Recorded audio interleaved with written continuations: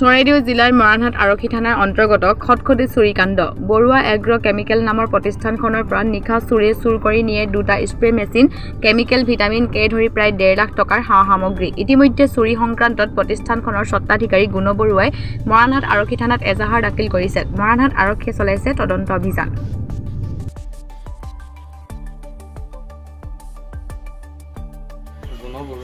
Group chemicals. কি হল ঘটনা তো জানিকা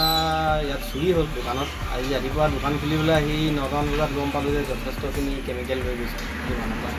কেনেকৈ সোমালে ওপৰৰ পৰা টিন কাটি আপোনাৰ তাৰপৰা চিমনি ভাঙি পিনি সোমালে কি নিছে আপোনাৰ কেমিকেল ভিটামিন নিছে ঘাঁহ মৰা দৰৱ নিছে আপোনাৰ তেনেকৈ বিভিন্ন ধৰণৰ কেমিকেল নিছে আমাৰ যিখিনি বাগানত ব্যৱহাৰ কৰে থানাত জনালে নি থানাত জনোৱা হ'ল তেওঁলোকে আহি এনকুৱাৰী কৰিছে কোনখন থানা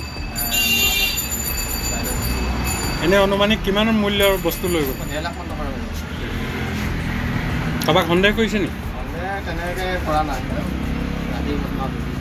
আগে পিছে ইয়াত চুৰি হৈ থাকে নি আগে পিছে হৈ থাকে কুকুৰ কটা কিন্তু এনেকৈ হোৱা নাই মানে টিং কাটি সোমোৱা নাই প্ৰথমবাৰ সোমাইছে সোমাইছিলে